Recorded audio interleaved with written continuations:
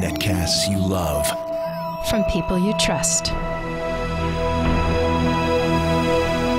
This is TWiT. Bandwidth is provided by CacheFly at CACHEFLY.com. This is TWiT Photo, episode number 41, recorded on Tuesday, January 24th, 2012. Ron Haviv. TWiT Photo is brought to you by Audible.com. To download a free audiobook of your choice, go to audiblepodcast.com/TWiTPhoto.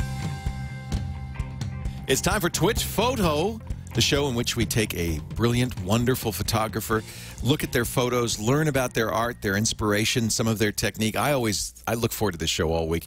Partly it's because of my great co-host, Catherine Hall, who really put this show together, from CatherineHall.net, is a photographer herself. We met in Tasmania in 2008. 2008. Long time ago, on a photo expedition that Mick Olin did.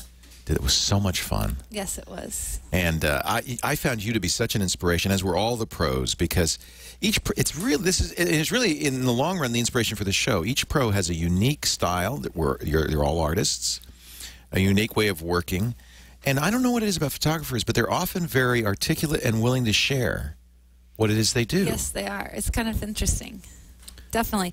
And speaking of sharing, you inspired me, Leo. Yes. If you go for my tip of the week. Let's go to CatherineHall.net. That's Catherine Hall's website. And click the blog link. And I don't love this photo. Don't get me wrong.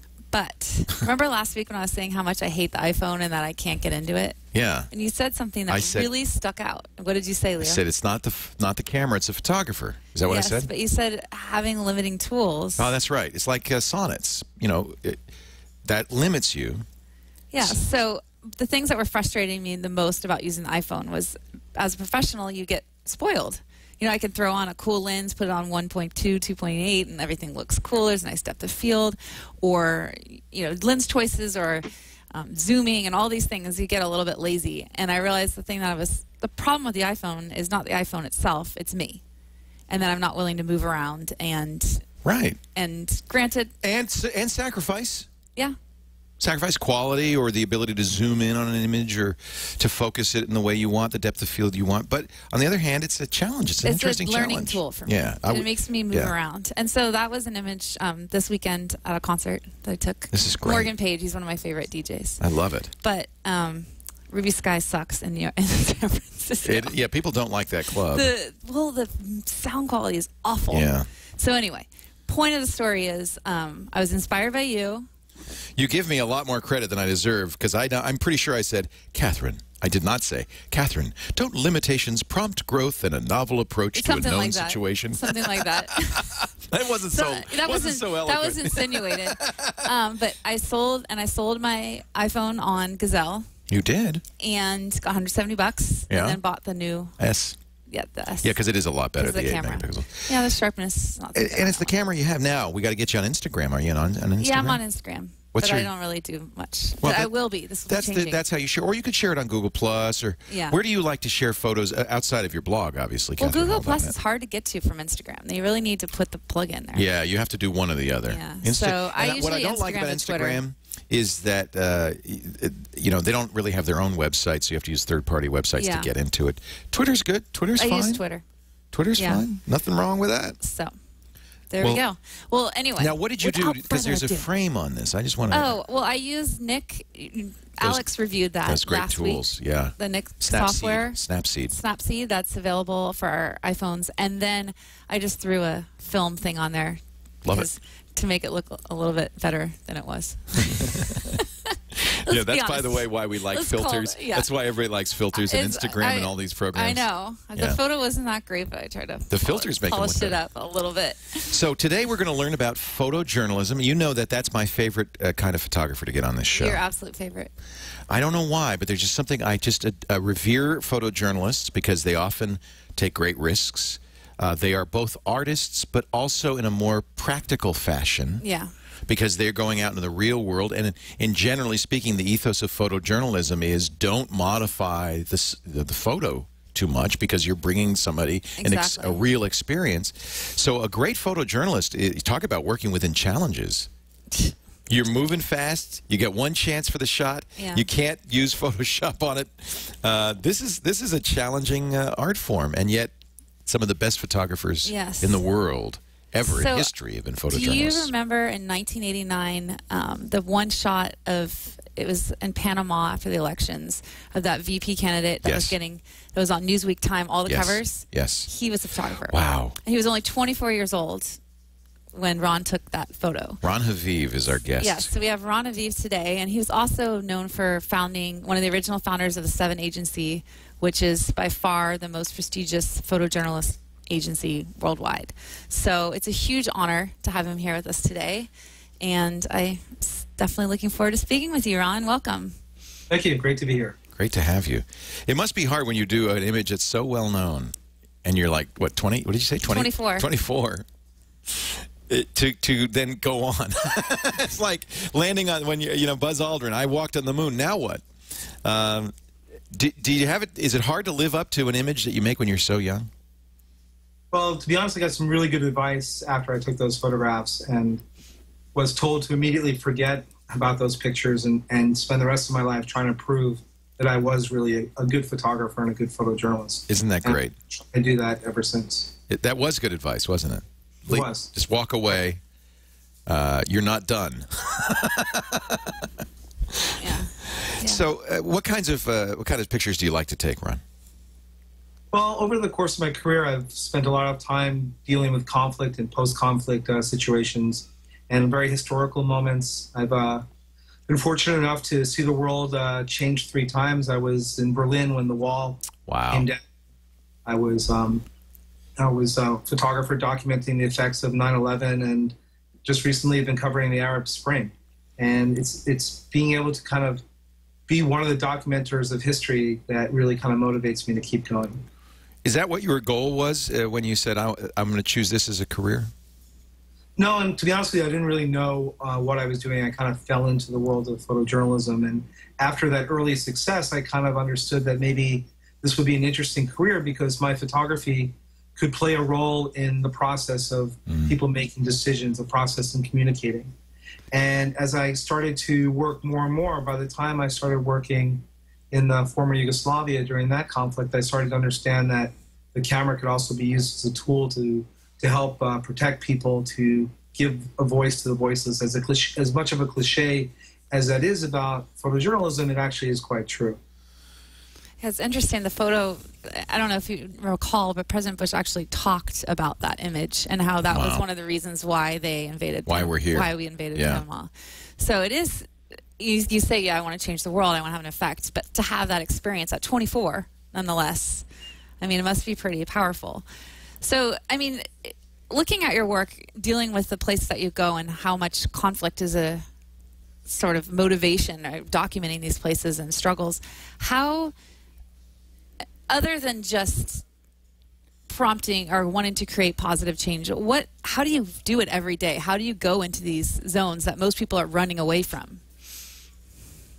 Well, I mean, having done it for so long, I've really had the fortunate experience of seeing the impact of the work. I've even been able to talk to people that have been affected by the photographs, and even talk to people that were subjects in the pictures and how the work affected them. And understanding that is really kind of that continuous motivation that you're really, I mean, I don't think that one picture can change the world, but I think that the work I'm doing, my colleagues at 7, what they're doing, we really can actually have an effect. And that's a pretty heady feeling to be able to know that you can actually play a role in the process of trying to help somebody. Maybe it's something as simple as, you know, showing the after effects of the earthquake in Haiti and somebody reaching into their pocket and donating money and that money going to give food to somebody on the ground.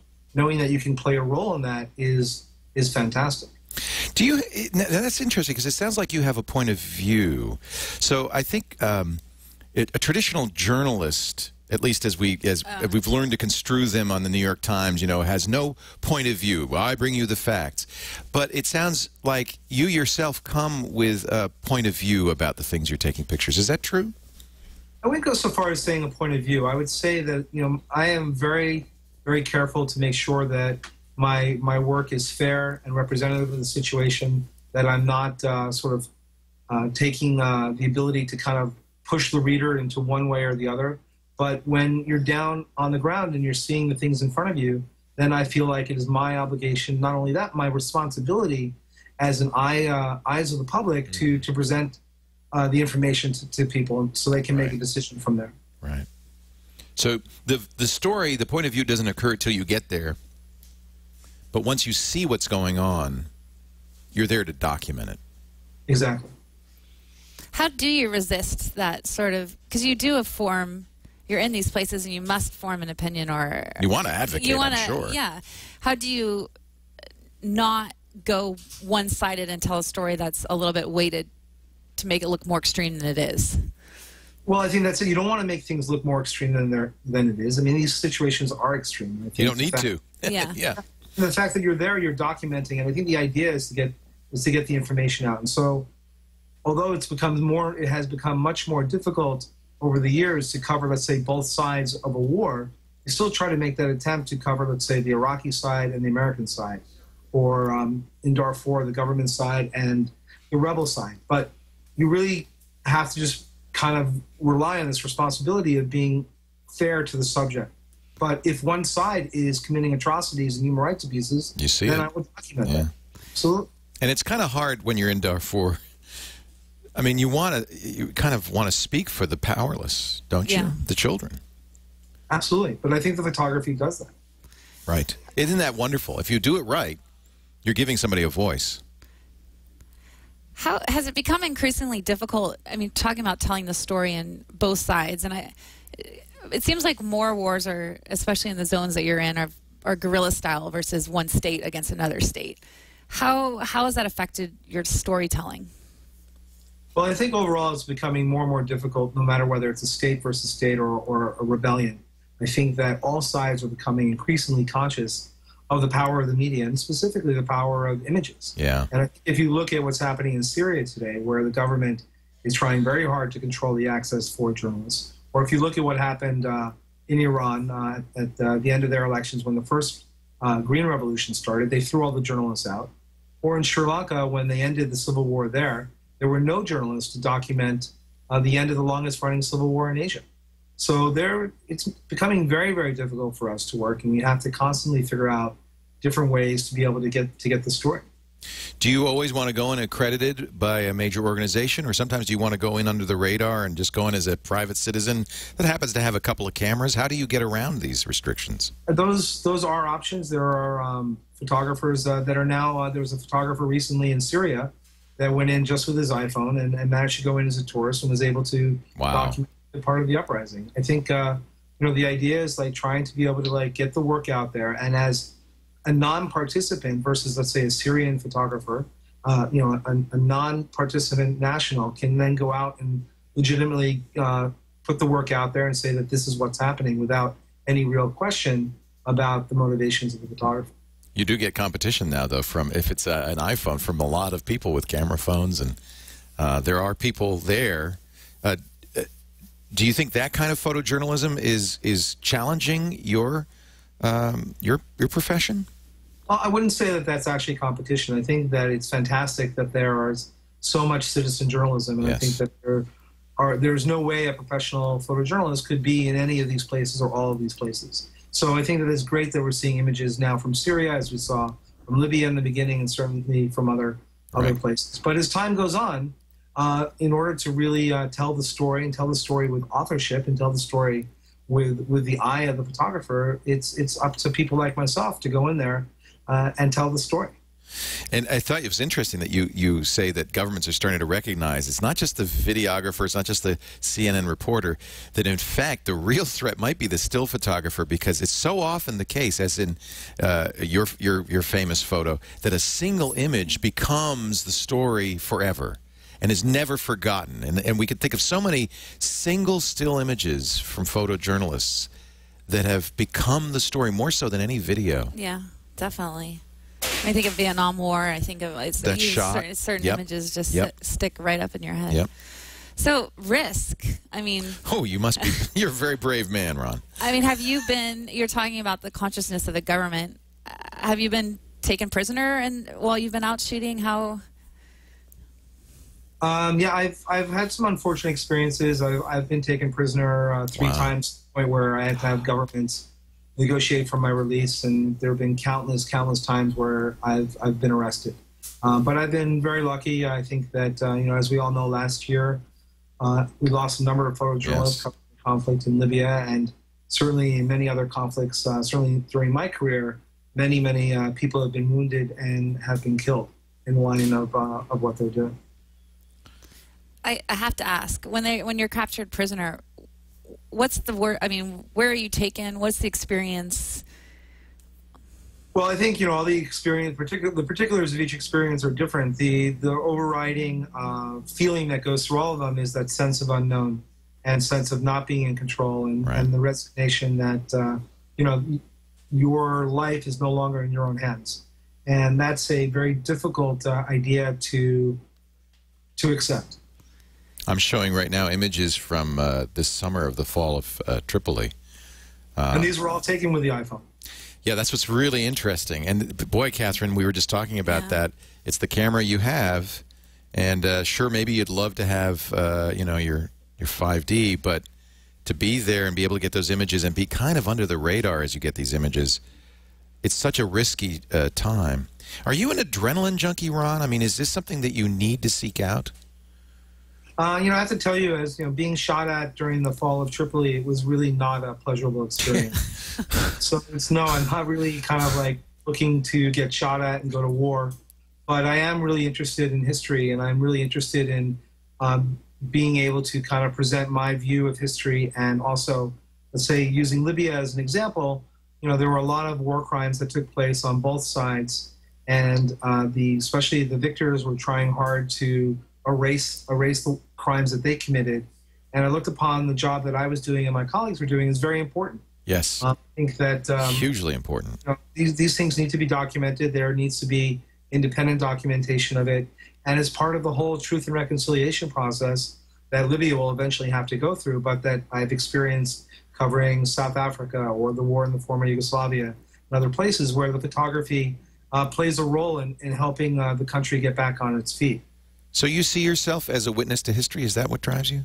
Absolutely. Yeah. I think it's really it's a very amazing. I mean, going for the kind of the selfish part of it, it's amazing to be able to watch the Berlin Wall fall, or watch Nelson Mandela walk out of prison, or be in Baghdad when the statue falls. And that's, for me, it's very fantastic as an individual. But then to be able to present my view to the audience, that's an incredible privilege to be able to do that. Well, and we are very fortunate. Yeah. As your public, because you're a brave man. From the safety of our home. Yeah. And you're going in there. But yeah, what a privilege to get to watch history unfold. There was Newsweek editor was talking about how there's a common misconception with photojournalists being adrenaline junkies. Right. And she was saying they're not addicted to adrenaline, they're addicted to the human experience. Like, they have this sort of inner need to really share. And I mean, what better zone to share this human experience when everything's stripped away? It's just raw at that point. Do you go on assignment? How do you choose these places? It varies. A magazine will call me and ask me to go somewhere, or I'll come up with an idea and ask a magazine to send me. Or if there's no financial support, I'll go on my own and then try to sell the story later. And that's, of course, where Seven comes in. Is that why you started an agency? Well, we started Seven primarily to empower the individual photographer. The founders had all been associated with other agencies, and we realized that we weren't in complete control over all the different aspects of photography, from the business side to where the work would be sold. And we decided to do something different. And we didn't create a new idea. We took an idea that Magnum had done and other people, and created our own little version of it. And we're now celebrating our 10th year, and we feel like we've been reasonably successful and had some good work from not only the founding members, but the other photographers that have come after us. It's a great idea, and I completely understand and share your desire to control your destiny a little bit. Yeah. And create a way for other photographers to work cooperatively and control, the business side of it. Is that the main reason why you didn't go the route of sort of joining a lot of the top photojournalists are joining wire agencies, and there's a stability there. Like they have a regular paycheck. They're sent. Is that why you have stayed freelance? What's made you be motivated? Yeah, I found it really difficult to have a boss or multiple bosses telling me what I could do and what I couldn't do. And I felt like if I could really make it on my own and choose the stories that I wanted to do and either benefit from my choices or suffer from them, then it would be more interesting than kind of being an employee. I think that being said, there are benefits obviously to having stability as well. Right. I do think that that's a common feature of entrepreneurs is we don't want a boss. We'll work twice as hard as long as there's no boss. As long as there's no boss. It's a silly thing, but it's not a bad drive at all.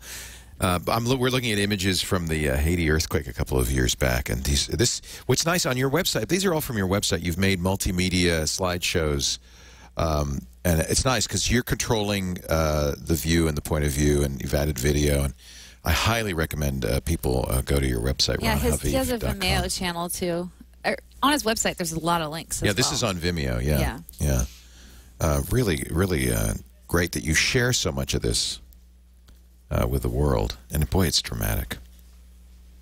It's really dramatic footage. What was the first assignment that you went out on where you saw this kind of dramatic danger, death, horror? And that would be Panama. That was my Panama. first real foreign. 24 years old.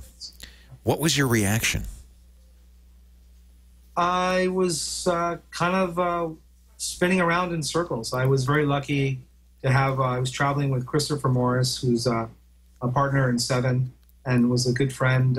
Still is a good friend, but had kind of took me under his wing at the time, and it was really amazing to be able to have a mentor in the field, and it really kind of enabled me to figure out what to do and what not to do. Here's that, just for people we've been talking about, but here's that very famous, one of the very famous shots you took there. Boy, is that dramatic. And this is your first time out there?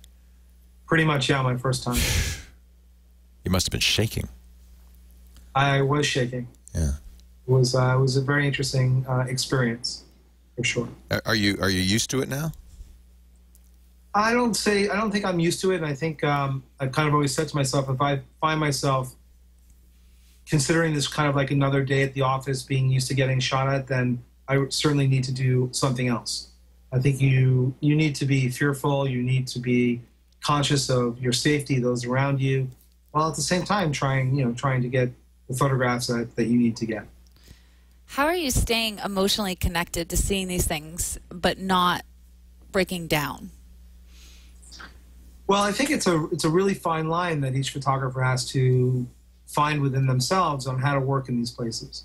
And for myself, I really find that if I completely shut myself off because the situation is so difficult and so hard, then it translates into my photography and it's not as strong. So I have to, try to be as human as possible, connect to the people. Stay open. Stay open to a horror like Darfur. Absolutely. But to the point where I don't just break down and cry and then I'm not taking any photographs. Right. And then there's no reason for me to be there whatsoever. Yeah. Do you worry? I mean, I think maybe, I don't know how you felt about how President Bush used your photo, but it was used for political aim. I mean, it ultimately became a rallying cry for an invasion. Do you worry about that? Does that bother you when that happens? I guess you can't think about that. It's really kind of like once the photograph is taken and released, it really becomes on its own and takes a life of its own. So as long as the photograph is not being misrepresented as something that it's not, like the captions change or somebody's trying to say something else, then there's really nothing that I can or want to do about it. I think that my idea is to take these photographs, put them out there in the world so people can learn from them, act upon them, and react to them. And there are different reactions that go on. And of course, every photographer is looking to create an emotion or a feeling or in the eye of the viewer. And I guess it's really true. You might want to, but you can't control how people are going to react to a photograph. No, you can't, because it's art. It's art. And even photojournalism is art. Tell us about this Blood on the Grass video. This is was a different way to tell the American audience the story about Juarez, the drug war. And I had gone to Juarez on my own to see what was happening there, and I found this story about this high school where they had lost several players during a party. A cartel had thought that the high school party was another cartel, and they attacked and killed several players. So it was quite a big deal in Mexico. And this coach of the football team was trying very hard to keep the kids out of the drug life and keep them together even after losing the players. So I pitched the story to ESPN, to the magazine, and they assigned it. And I thought it was really an amazing way to expose an audience that's, that reads that magazine is probably not super concerned about the drug war. And so here I was able to combine sports alongside of what was going on in the daily life in Juarez. Yeah. This is also on Vimeo if people want to look at it. You've put a lot of your photos on the web. There's no big copyright Ron Haviv. How do you feel about sharing your photos? Are you worried about being ripped off? A lot of photographers I know are. I have no problem with if individual people want to use my pictures for their blogs or web pages. It's only if somebody is profiting off of it, if it's being taken by a company, then I'll fight that for sure. But the work is there for people to see, and I think this is one of the great ways that the work can be used. Yeah, it's a real. I agree with you. It's a real opportunity. You can follow Ron on Facebook or Twitter. It starts at his website, RONHAVIV.com. Well, that's the whole point. He's saying, just getting an audience to see. Right. He's putting himself in these very scary situations in order to educate the world, and what's better than social media? Exactly. Yeah, you've got a big share button right on your website, and I think that's fantastic. So, no big copyright, no watermark across the front of it. Just these amazing images. So you're close a lot. You're using right a wide in there, angle. don't you? Are you using a wide angle, and are you right up there? And how are you dealing with the fear of that? Yeah, pretty much I'd say 99% of the work that you see on the website is shot between 28 and 35. Interesting. And, I find it's important to get close, to get intimate. I think that enables the reader to react in a different way than a telephoto photograph where it's, much further away and there's already a distance implied just by the technology that's being used. So how are you, obviously it requires more skill to get these shots when you're right next to someone. How are you keeping them unaware of you or not changing their body language or expression because you're right there with a camera? Well, in times of extreme chaos, quite often, you are the last person anybody's paying attention to. It helps if there's a war going on. Yeah. That definitely helps. And then other ways, when it's like a quieter moments or more of a feature story, it's a matter of just spending the time, and to the point where people just get used to you and they don't pay any attention to you. And that can often take a few hours, a day, a couple of days, but at some point, this idea of embedding is not only to be embedded in a military unit, but maybe in a family, to the point where they just are considering that you're there or ignoring that you're there and acting as natural as possible.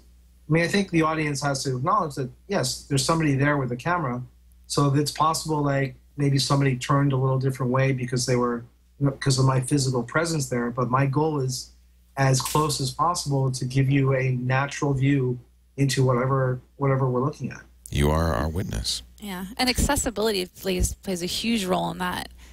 How important do you think accessibility is to photojournalists, and what are ways to attain it?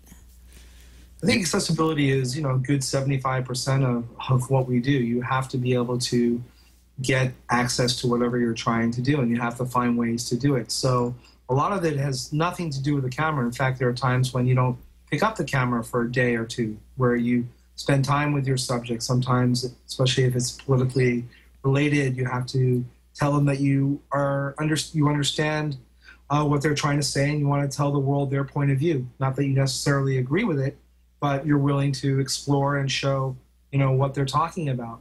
And I think that, you have to kind of use your strengths as an individual, whether you're good at talking or you're funny or you're nice, and you find a way to be able to bond with your subjects so they trust you and they open your world up to you. Tell us the story behind this picture, because these guys look kind of threatening. These guys are kind of threatening. Luckily, they're all handcuffed together. Those are. Oh, did we lose the picture? Those are gangs in El Salvador. I was doing a story on the gang culture there, which was, very difficult and affecting the nation's ability to kind of grow. And it took a long time. This I was able to get access through the police, but I also spent time with the gang members at their homes and in their meetings. And it took time to be able to get some people to trust you in order to let a camera in. Yeah. But people do want their story told, don't they? Yeah, it's really amazing. I mean, people, it's not every day, as a photographer, you think, oh, why would that person give me access? But it's not every day that a photographer comes up to somebody and says, hey, I want to tell the world your story. Yeah. Can I spend some time with you? And most people actually appreciate that. And they're very, they're humbled, they're proud, and they're interested to do that. How was it, you do a lot of gang work. How was it doing stuff closer to home when you photographed in Los Angeles? Photographing in Los Angeles, I was trying to do stories with the Crips and Bloods in Watts in various neighborhoods, and it was extremely difficult. Trying to get these guys to trust you, obviously a little bit easier with the police, but the actual gang members, the reporter and I spent several months trying to get access, and we finally managed to get some access, and one particular gang member was talking to us and kind of felt very comfortable, and he felt so comfortable that he actually wound up confessing to committing murder to us. So we took that interview and photographs and left, and then said we'll see him again in a few days.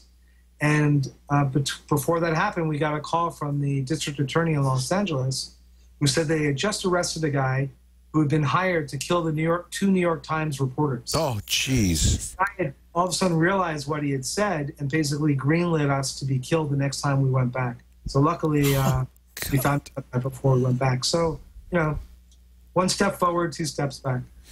I want to take a break. When we come back, I'm going to ask you how you keep your your attitude up in the face of horror, this such global horror.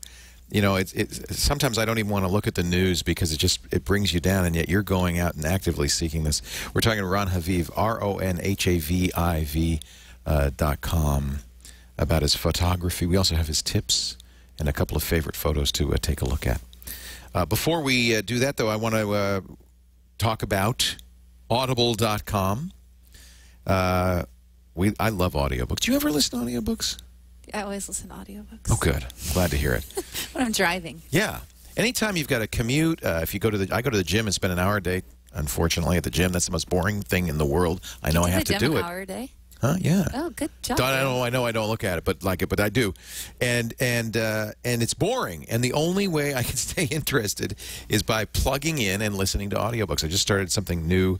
Because I just finished my last book. It's 1Q84 that a lot of people have been raving about. I was just looking. There's so many great books. If you go to Audible.com, here's The Invention of Hugo Cabret. I don't know if this would be a good audiobook. If you saw the movie Hugo, just nominated for an Oscar as Best Movie, it's a great book because there's a lot of drawings and stuff. But you could also listen to the audio of this. War Horse. I like to listen to the books before I see the movie. Yeah, it's way better. Because frankly, when you're listening to an audiobook, it's a movie in your head, and your head is so much better. If you'd like to get a free audiobook, if you'd like to try it, go to audible.com, browse around, see all the great books. There's lots of good books on photography and other subjects like that, on photojournalism, of course, news. But there's also fiction. There's science fiction. There's music, books, Fire and Rain, The Beatles, Simon Garfunkel, James Taylor, Crosby, Stills and Nash, and The Lost Story of 1970. See, this kind of thing sucks me in. I want to, now that I just saw this. And so this is what happens is you go to Audible and you go, oh, I got to get that. So here's the deal. Your first book is free. You get a credit towards a book because your first month is free when you go to audiblepodcast.com/twitphoto. audiblepodcast.com/twitphoto. And you'll sign up for the gold account. That's a book a month. That's kind of, as far as I'm concerned, the minimum. You're going to do more than that, probably. But you'll find a book, and then that first book is yours for free for the first month.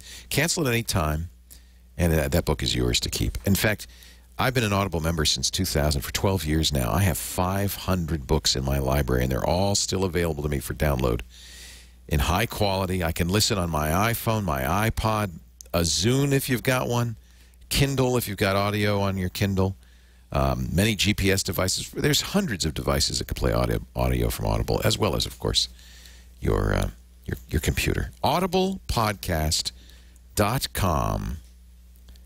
If you like history, like you, Ron, I'm a history buff, and I love listening to history on Audible. audiblepodcast.com/TWiTphoto. Try it free today. Your first book is free. Ron Haviv is our guest. We're talking about his amazing photojournalism. How do you keep from getting depressed?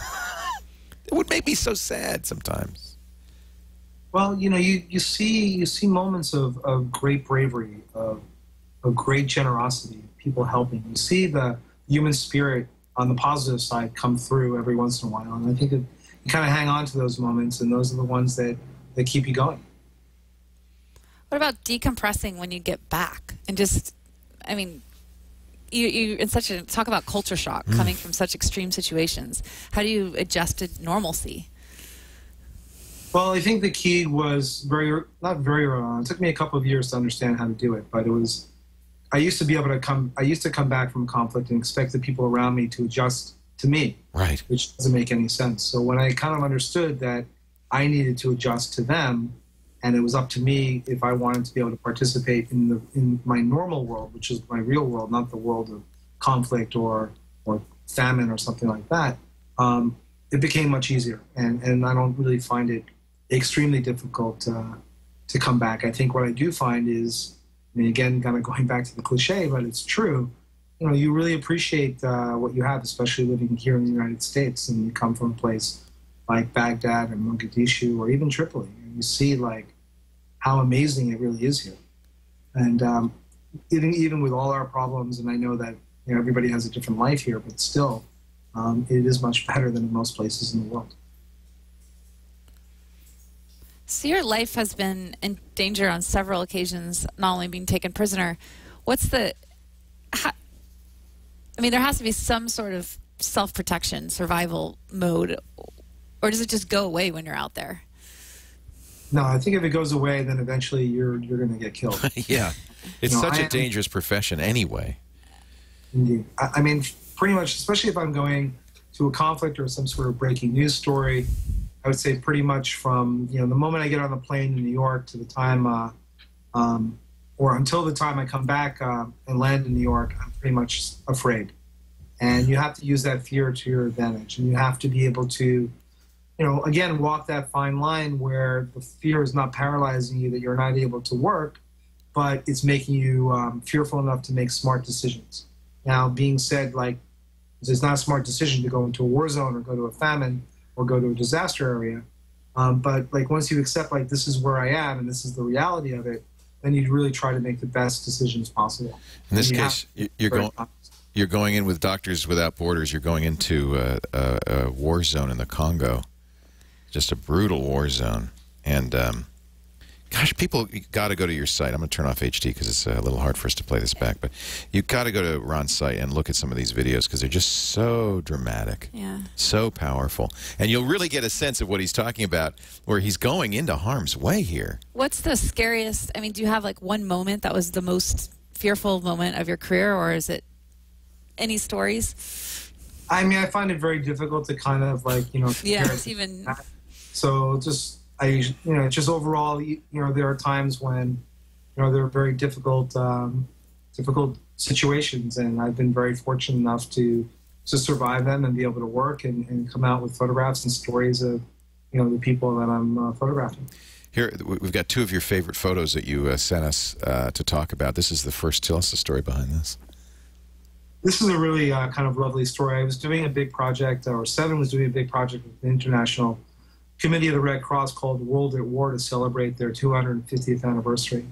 And I went to the Democratic Republic of Congo to see what they were doing and what the situation was like.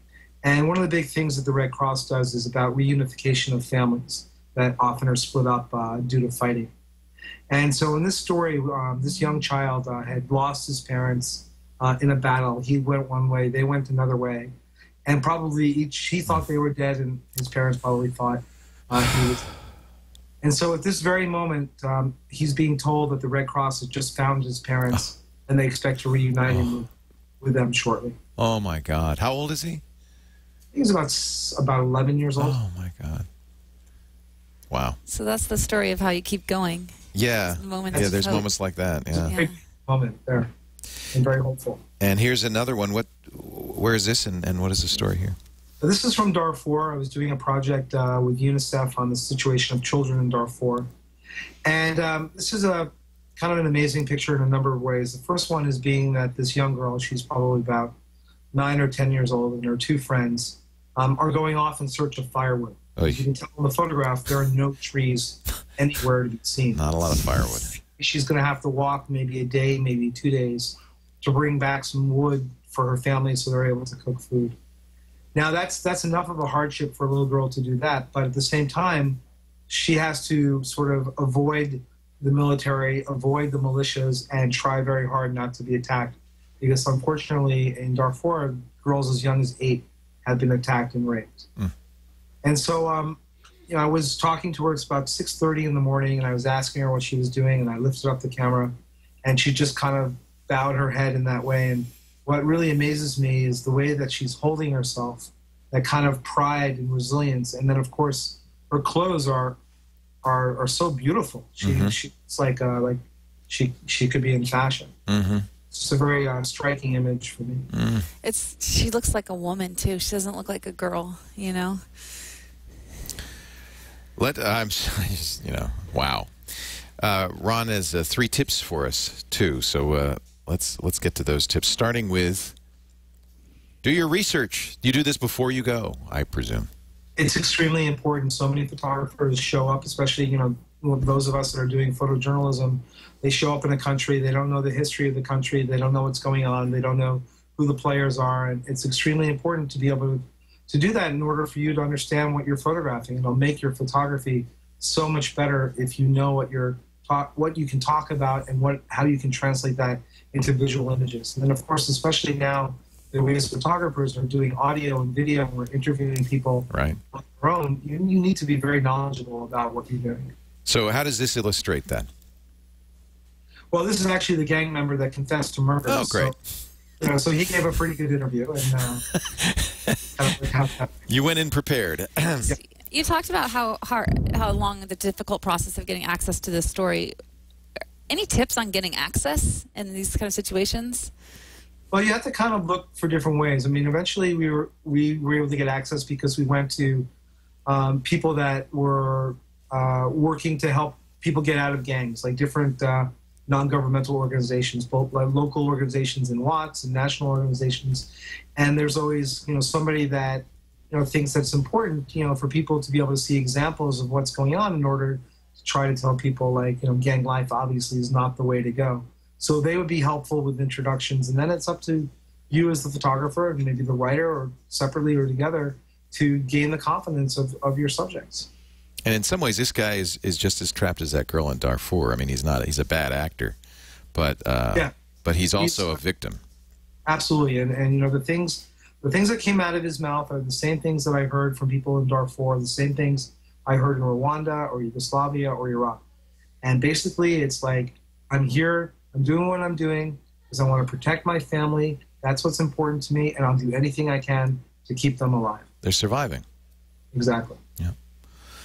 Prepare for a multi-platform end result. You've done a great job of this. When I look at your multimedia, for instance, on your website and on Vimeo, I guess nowadays you have to.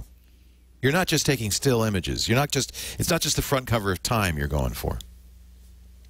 That's true. It's not only preparing a multimedia thing that I refer to in multi-platform. I think that because audience today is so fragmented, it's extremely important for the photographer from the beginning of the project to understand what is the end result. How do you want your work to be seen? So yes, you want your work in an editorial magazine, in print and on their website.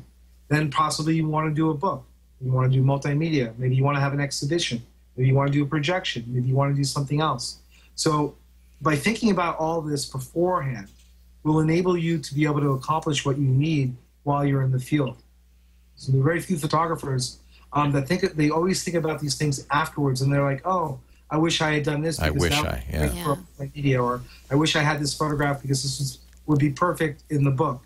But they weren't thinking about that. Maybe they were only thinking about working for Time or Newsweek or Vanity Fair, and they were thinking about certain photographs. Right. So the more intelligent the photographer is before he or she goes off, the better off the end results will be. I'm not saying you have to do everything, but it's important to know what you want to do before you leave. I love how you decided to get this kid in the foreground, and that look that he's giving is very dramatic. It just these are the survivors of the Srebrenica massacre, which was 7,000 men and boys were killed Serbian forces. It was an act of genocide that occurred during the Bosnian War, and they just arrived in safety probably a few hours before I took this photograph. Yeah, and they look a little shell-shocked. Finally, use your aesthetics to create a bond with the viewer and the image. You know, there are several schools of thoughts about what makes a successful photograph. And my personal view is that I think the aesthetics are extremely important. So whether you're shooting color or black and white, the way you're composing the image, the way that the light is falling, all of these different elements are important to make a photograph that's aesthetically pleasing to the eye. But I think it's even more so of importance when we're dealing with these type of subjects, because they're so difficult to comprehend that I want to essentially seduce the viewer into having a relationship with the photograph. So when they actually understand the content, they're hooked, and the content becomes that much more powerful. This is a perfect example because, of course, you look at the colors and the texture and her beautiful dress. You don't know any of the backstory when you look at this. It's just a beautiful image, and you hooked me. And then I hear the story, and it's, oh, my God. Yeah. So then that worked. Yeah, it really did work, yeah. You're a Canon shooter, 5D? 5D Mark II. Obviously, it's great for both video and stills. I'm looking forward to seeing the new version of the camera that's hopefully coming out. So are we. Soon. Yeah. Hopefully. Using the Canon, and my two main lenses are the 50-1.2 and the 24-70-2.8. Now, as a photojournalist, you're probably not using Photoshop to clean up these pictures. Do you use Lightroom or Aperture or something to manage these? Yeah, there's a little bit of post work that goes on, often with Aperture and sometimes with Photoshop. But there's not a lot of post production going on. There's nothing's being removed, nothing's being changed. I'm trying to stay as true as I can to the original image. I'm just curious, when so you say you're shooting video as well as stills. What's your ratio? When do you decide to go from one to the other? Because I always find I'm shooting stills or I'm shooting video. I never think to do both at the same time.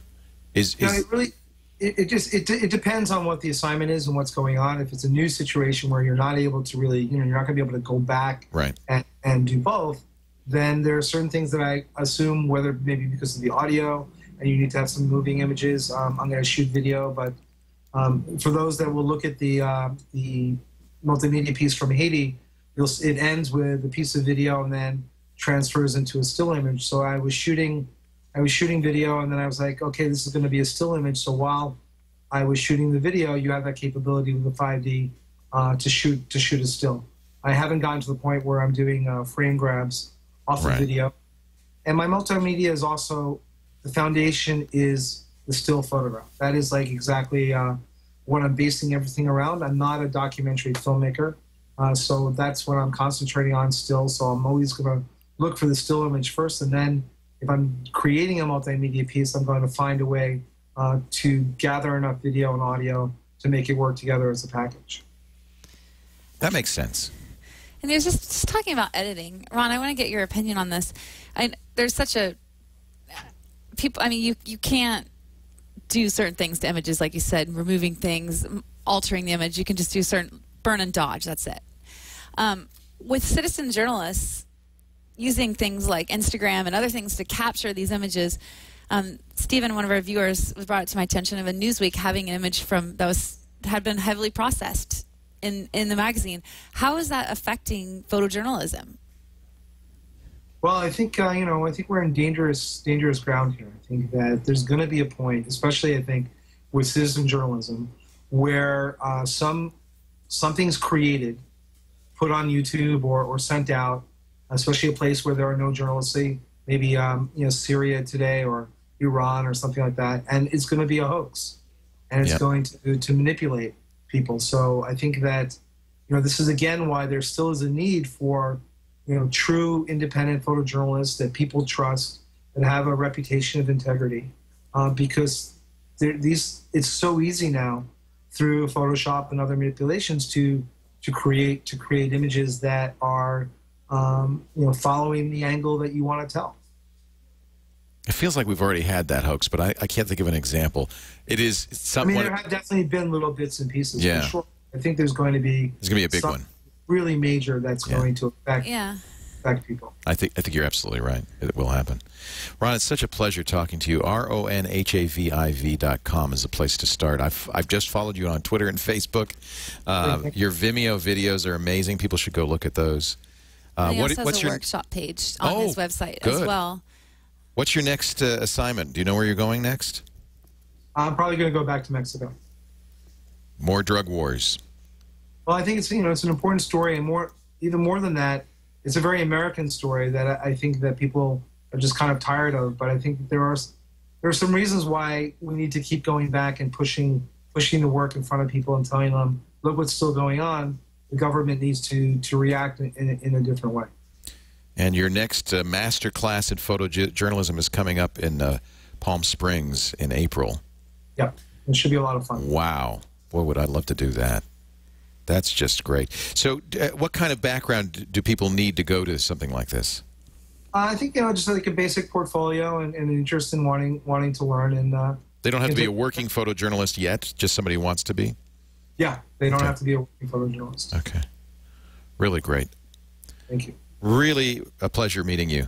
Thank you for joining us on short notice.